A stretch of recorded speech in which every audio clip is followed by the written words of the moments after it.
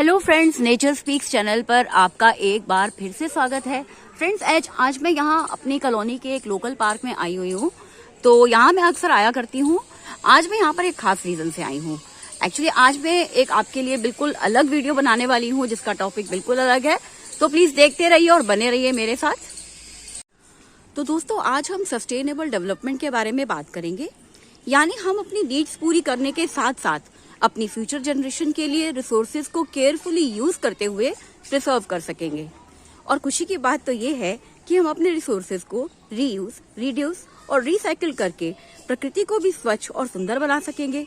जैसे kitchen waste को खाद बनाने में कैसे यूज किया जाए, मोबाइल फोन को रिसाइकिल कैसे किया जाए और पॉलीथिन्स और वाटर बॉटल्स को रीयूज कैसे किया जाए।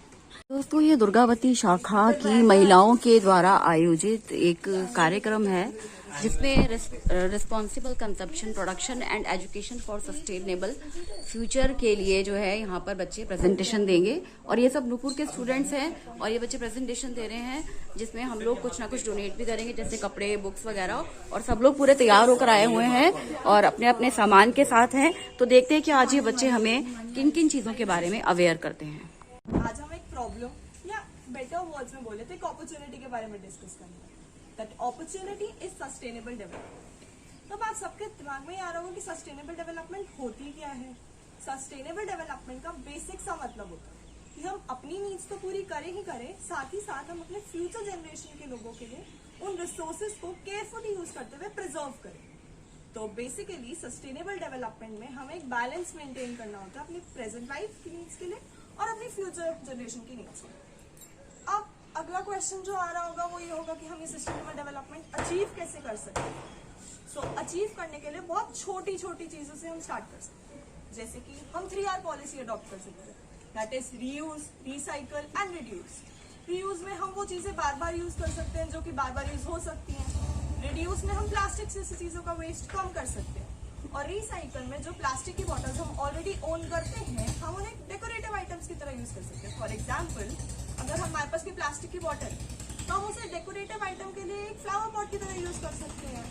तो ऐसे हम ये 3R पॉलिसी अडॉप्ट। और हम ये कर सकते हैं कि जब हमारे छोटे डिस्टेंसेज हैं ट्रैवल करने के, तो हम वॉकिंग अडॉप्ट करें, या फिर अगर हमारा इतना पास का डिस्टेंस नहीं है तो हम पब्लिक ट्रांसपोर्ट यूज करें। लाइक अगर किसी को डेली ट्रैवल करना है अपने वर्क के लिए, तो वो डेली अपने रिसोर्सेज ना पूलिंग करे एंड जो गवर्नमेंट फैसिलिटीज प्रोवाइड कर रही है हम वो यूज करें, ताकि हमारा फ्यूल एमिशन जो होता है वो भी कम हो जाए एंड उसकी वजह से कहीं ना कहीं जो कार्बन वगैरह कंपाउंड्स लगते हैं वो कम हो जाए एंड फ्यूचर जनरेशन के लिए वो कहीं ना कहीं प्रिजर्व हो सके। हम ये भी कर सकते हैं बहुत बेसिक सी चीज कि हम जब हमें लाइक इलेक्ट्रिसिटी और वाटर रिसोर्सेज की नीड नहीं है तो हम उनका वेस्ट ना करें। जब घर में हमारे यहाँ लाइट्स ऑन रख के हम बाहर चले जाते हैं, या एसी का हम वो ऑन करके बाहर चले जाते हैं कि रूम ठंडा हो जाएगा फिर आ जाएंगे, हम वो ना करें।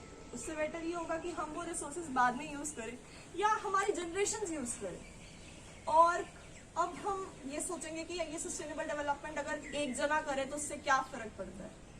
अरे अगर हम एक जना भी स्टार्ट करेंगे तो धीरे धीरे सब हमें देख देख के इंस्पायर होंगे। तो हमारे कैंपेन का मोटो ही यही है, आप एक स्टार्ट तो कीजिए, धीरे धीरे सब बदलेगा एंड सब हमारे साथ इंडल्ज होंगे। आगे इसी प्रॉब्लम पे और डिस्कशन करने के लिए मेरे फ्रेंड्स आपसे बात करें। प्रॉब्लम इग्नोरिंग से ही आती है, मतलब लाइक लोग इग्नोर मार देते हैं।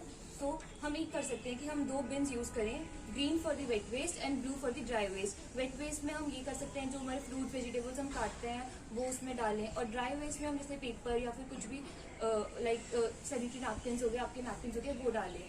और हम ये भी कर सकते हैं कि लाइक हम जो घर में चाय पत्ती या फिर कुछ थोड़ा सा ऐसा सामान रहता है, फ्रूट वेजिटेबल्स काटते हैं, वो हम अपने पौधों में डाल दें ताकि वो लाइक फर्टिलाइजर की तरह आपके ऑर्गेनिकली अपने पौधों को हेल्प करेगा, मतलब ग्रो करने में सस्टेनेबिलिटी की तरफ। इसने एक पॉइंट बहुत अच्छा बोले इसके अंदर, जब हम अपने चावल धो रहे हैं, दाल धो रहे हैं, तो उसका पानी हम सीधा ड्रेन कर देते हैं। हमें उसे ड्रेन नहीं करना चाहिए, बल्कि धोते वक्त अगर हम नीचे एक और उसमें बर्तन रख ले और सारा का सारा जो ड्रेन वाटर है वो उसमें जाए और उसमें हम कलेक्ट करें और बाद में उसको प्लांट्स वगैरह में, कहीं पर भी पानी देने के लिए यूज करें, तो वो पानी भी हमारा वेस्ट नहीं होगा जो हम रोज डेली पता नहीं कितनी बार वेस्ट कर देते हैं। साथ साथ जो भी आपका चाय पत्ती वगैरह आप यूज कर रहे हो वो हमें पता होना चाहिए कि वो हम उससे ऑर्गेनिक तरीके से भी यूज कर सकते हैं। अगर आप उसे अपने प्लांट्स वगैरह में डालोगे तो एक ऑर्गेनिक मटेरियल बन जाएगा और आपके प्लांट्स की ग्रोथ में हेल्प करेगा।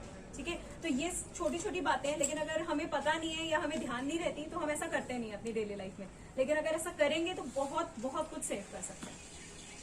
हाय गाइस, जैसे कि हम लोग सारे फोन तो यूज करते हैं आज के टाइम में, तो जैसे फोन हमारे खराब हो जाते हैं, हम जनरली या तो फेंक देते हैं या उसको बस एक स्टोर करके साइड में रख लेते हैं।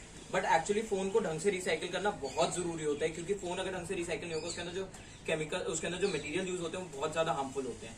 तो उसके कारण हम लोग वेबसाइट्स होती हैं, जैसे कैशिफाई वेबसाइट्स हो गई, आपके लोकल रिटेलर्स भी ये फोन्स परचेज कर लेते हैं, तो उसको डिसेंबल करके उसके पार्ट्स को, इंडिविजुअल पार्ट्स को बेचा जाता है या फिर उसको दोबारा किसी और फोन में रिप्लेस कर दिया जाता है। तो इससे फोन भी रिसाइकिल हो गया, हमारे प्रोडक्ट के हमें कुछ वैल्यू मिल जाती है, ज्यादा भी नहीं मिलती है बट मिल जाती है। तो इससे हमारा एनवायरमेंट सेफ रहता है एंड ओवरऑल फोन भी यूज हो जाते हैं बार बार। Thank you. जेप्टो, ब्लिंकिट या इंस्टामार्ट से जब भी हमको सामान ऑर्डर करते हैं तो हम या तो नो पेपर बैग करें या फिर जब भी अगली बार सामान मंगाएंगे तो बैग को रिटर्न कर दें। हम ये कर सकते हैं, इससे पेपर कंजम्पशन बचेगा। एंड जब भी हम कोई कैन यूज करते हैं तो उसको ऐसे क्रश करने की जगह हमें ऐसे छोटे में करना है, इससे रिसाइकिल ईजी होगा। एंड कोई भी पैकेट है, मिल्क पैकेट या कोई फूड का पैकेट है, इसको हम ऐसे कट करके कोई छोटा पीस नहीं करना उसका, बल्कि हम यहाँ पे एक कट मार के इसको इंटैक्ट कर सकते हैं और इसमें से निकाल सकते हैं ताकि ये इजी रिसाइकिल हो पाए। इसकी एक पूरी स्टडी है कि अगर हम इसको 2 पार्ट्स में काट देंगे तो वो हम प्लास्टिक वेस्ट और बढ़ा रहे हैं। हालांकि है एक ही का पार्ट, लेकिन 2 होने के बाद वो डिकम्पोज या रिसाइकिल होना बहुत मुश्किल हो जाता है। अगर आप उसमें सिर्फ कट मार के यूज करोगे, उसको 2 पीसेस में नहीं करोगे, तो उसको रिसाइकिल करना काफी कंपैरेटिवली इजी हो जाता है। तो ये हमें ध्यान रखना है, अगली बार कोई भी पैकेट कट करेंगे सिर्फ एक कट मारेंगे, उसको 2 पीसेस में डिवाइड बिल्कुल नहीं करेंगे। गाइस, और हमें वेस्ट को रिड्यूस करना चाहिए। जैसे बच्चे हमारे स्कूल जाते हैं तो हमें लंच बॉक्स और वाटर बॉटल प्लास्टिक में नहीं देना चाहिए, तो जो बार बार रीयूज हो सके। सिंगल यूज प्लास्टिक को हमें बचाना चाहिए। और हमें फूड को भी, फूड वेस्ट है उसे अलग करना चाहिए ताकि वो सॉइल में जाके सॉइल को इनरिच कर सके और बाकी फूड वेस्ट के साथ मिक्स ना हो जाए। और जैसे कि बच्चे स्कूल जाते हैं और उनकी जो आजकल की स्टेशनरी है वो भी सस्टेनेबल वाली आ गई है। जैसे कि पेन पेंसिल है, उसमें सीड वाली होती है कि जैसे आप पहले यूज कर लो और फिर बाद में उसे प्लांट कर लो, तो जिससे एनवायरनमेंट बेटर होता है।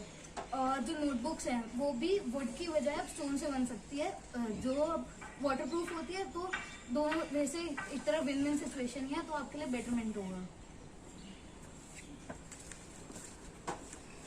कुछ और आइडियाज जो हम यूज कर सकते हैं अपनी डे टू डे लाइफ में, वो ये होगा कि जैसे हम रोज ट्रैवल करते हैं, आप सबको पता है, आप भी ट्रैवल करते होंगे, आप कुछ भी मीन्स ऑफ ट्रांसपोर्ट यूज करते होंगे, आप अपनी बाइक से जा सकते हो, आप कार से जा सकते हो। इंस्टेड आप यूज कर सकते हो बसेज, जो कि एक कार पूलिंग का तरीका है। आप कैब्स यूज कर सकते हो जिसमें आप कार पूल करके जाओ। आप अगर अपना प्राइवेट व्हीकल यूज करते हो तो उससे पोल्यूशन बढ़ता है, एनर्जी कंजम्पशन बढ़ती है। उसको रोकने के लिए आप ऐसा कर सकते हो कि आप बसेस का यूज करो, आप कार पूलिंग करो, जिससे आप अपनी तरफ से एक मोटिव आपकी तरफ से इनिशिएटिव हो कि आपने क्या किया, आपने कैसे एनवायरनमेंट को एक अपना वो दिया, एक पार्ट दिया, एक कॉन्ट्रीब्यूशन दिया। तो आप ये चीज को अपने दिमाग में रख सकते हो and you can do this in the news future. Also आजकल जो पढ़ाइयाँ जो हो गई हैं वो हो गई आपकी डिजिटल बेसिस पे ज़्यादा इंक्रीज हो गई हैं। हम देख पा रहे हैं कि जब नया यूथ है वो इंटरनेट पे ज़्यादा अवेलेबल होता है। जो मटेरियल है बुक्स से ना रेफर करके हम देख सकते हैं कि हम फोन्स के थ्रू, लैपटॉप्स के थ्रू, इन सब इंटरनेट रिसोर्सेज के थ्रू ज़्यादा एक्सेस कर पाते हैं। वो हमारे पास इंफॉर्मेशन वैलिड होती है, अप टू डेट होती है, ज़्यादा एक्यूरेट होती है और वहाँ उससे हमारी बुक्स का जो पेपर वेस्टेज है वो कम होता है। मैं ये नहीं बोलूँगी आप बुक्स ना यूज़ करें, बट आप इसको प्रेफर करें कि आप डिजिटल मीडिया एक्सेस कर पाएँ, जिससे आपका पेपर वेस्टेज कम होगा एंड आपके पेड़ कटने से बचेगा।